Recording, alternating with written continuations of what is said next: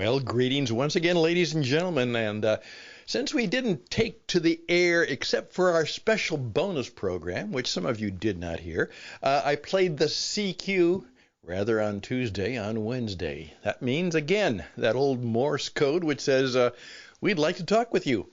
We'd like it if you'd pay attention.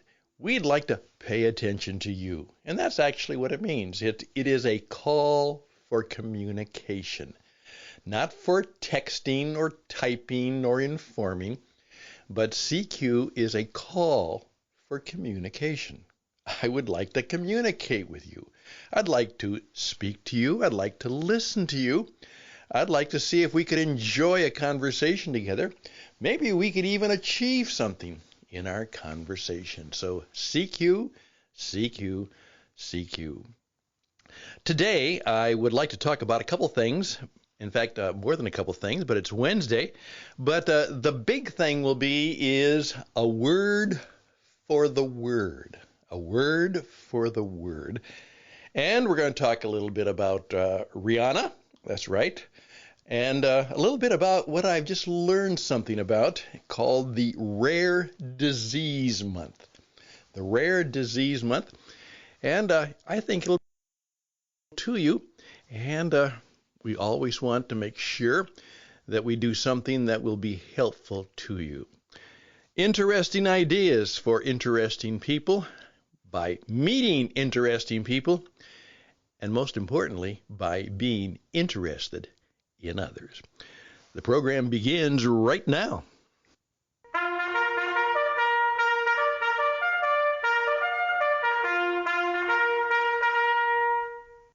And here we go, about 15 minutes here on a Wednesday, kind of the hump day, thump day. It's your hump day, but let's thump it. Let's make sure we're going to finish the week well. First of all, catching on with one of my things about the Super Bowl and my comments. Some of you talked about them, and I appreciate that. And there was a good deal of controversy, but it was actually quite mild, about the halftime show. Now, the halftime show has become, as someone said, sometimes it's flash and trash rather than class. And that's true of a lot of things today. It's flash and trash with little class. Well, the Super Bowl commercials were rather interesting, unique. Again, I found many of them were in high productivity. Had incredible production quality. But again, I'm not sure any of them really,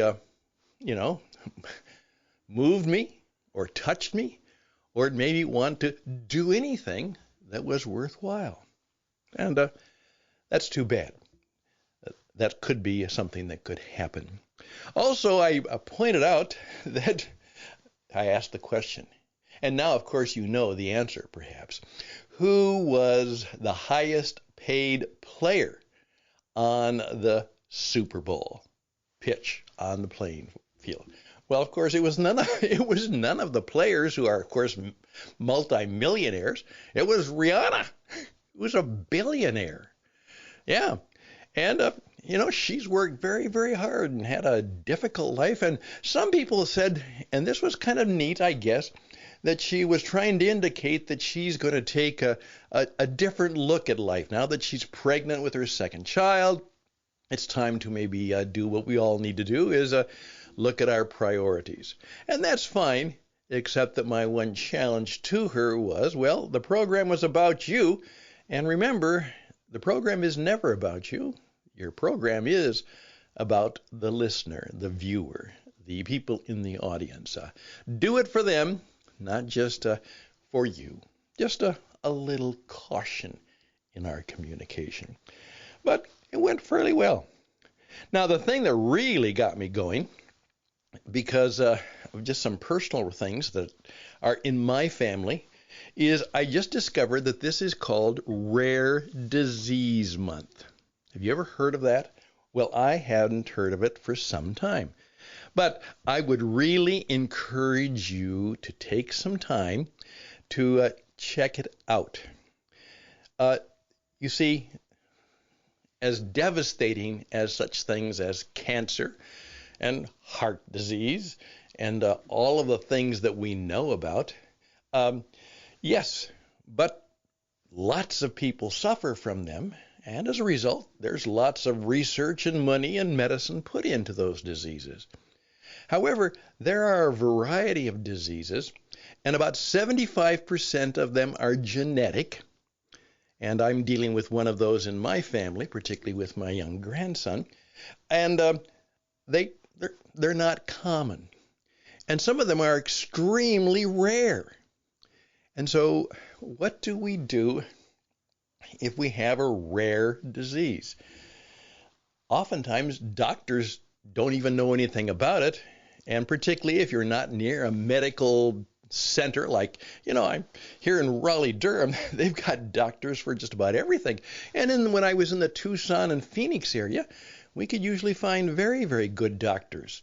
However, there are many, many parts of the world where, the highly trained specialists, the ones who can actually perhaps even know about and diagnose and even rarely treat some rare disease, is always a difficulty. And so I decided that I'm going to at least learn a little bit about that.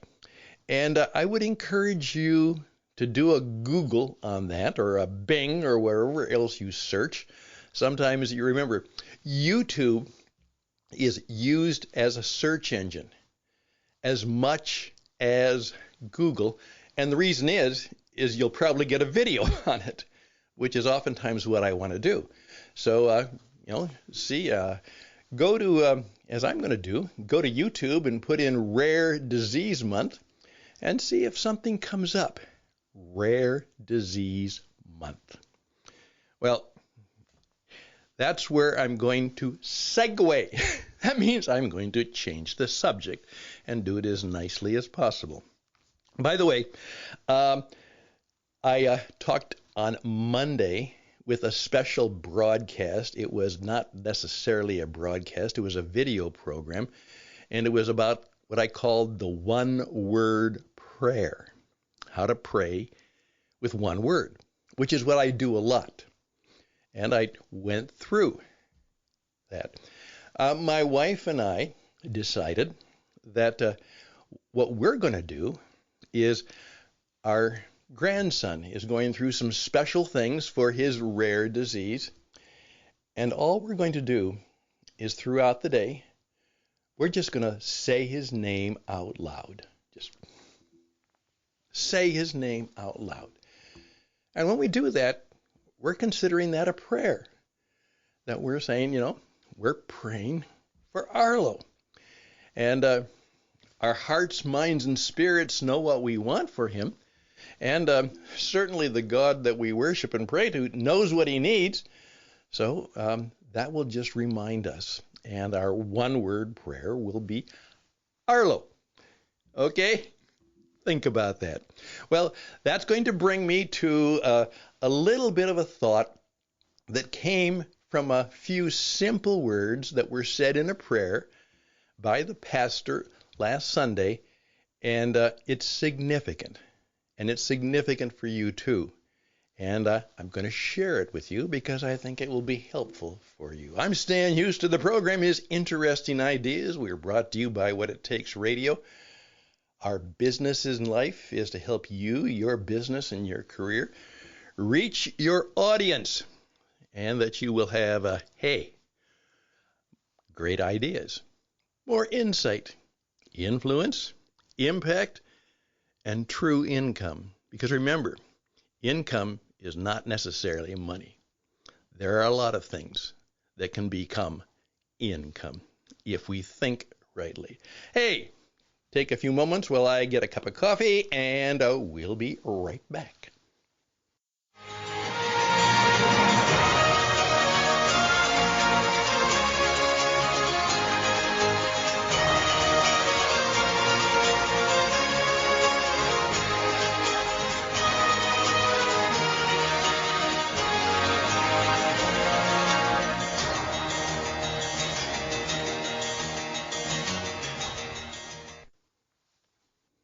The church we are now attending, at least for a little while, because we're trying to figure out what we should do, we moved to the Raleigh-Durham area by accident because we wanted to be near our grandson who needs special help.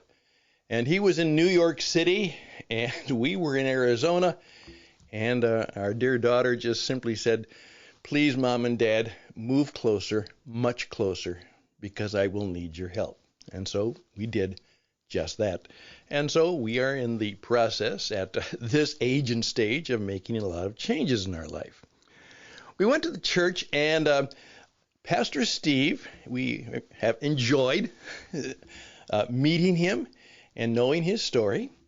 And in the prayer, he had something that just caught me.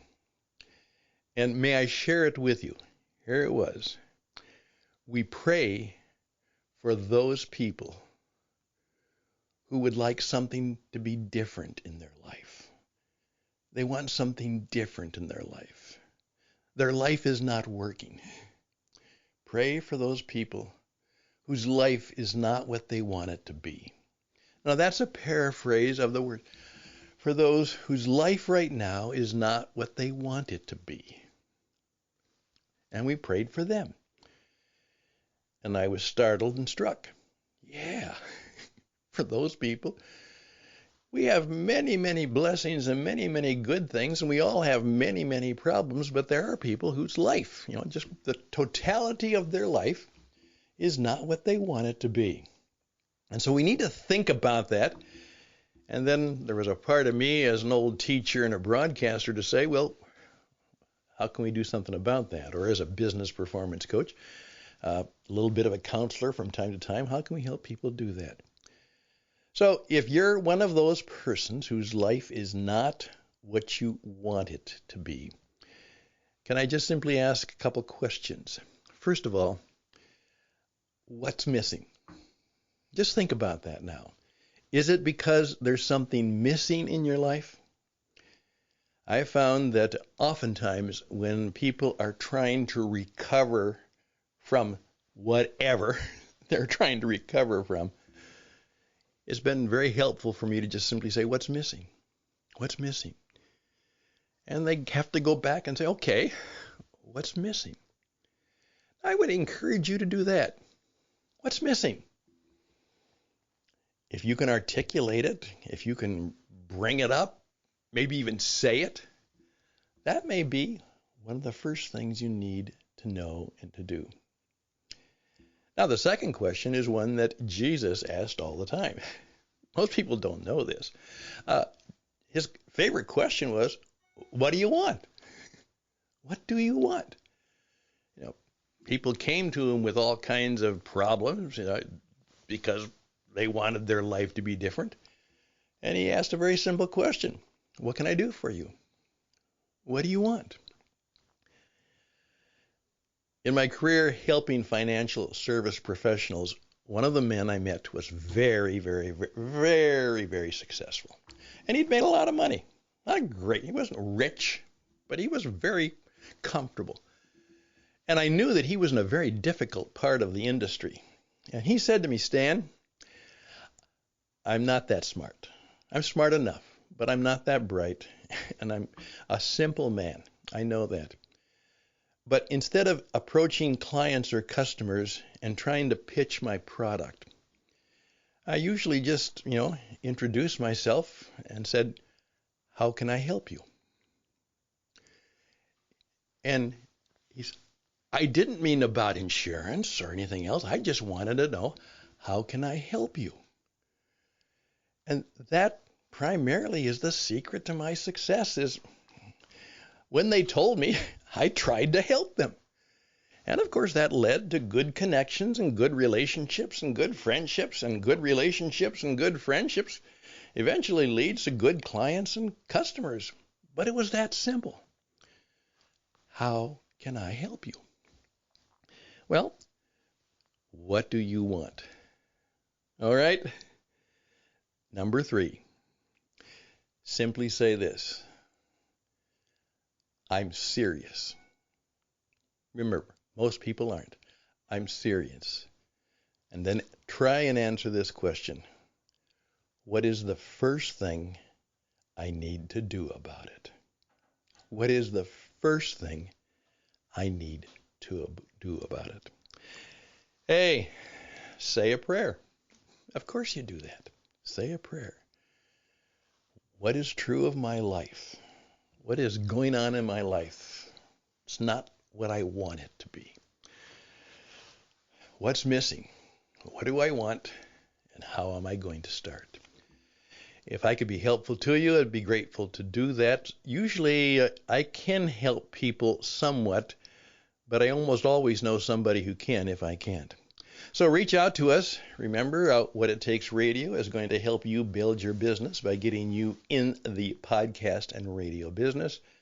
But what we do in the coaching experience is to help you, as we say, discover the truth about your situation, discover the truth about life itself, and then to do something about it.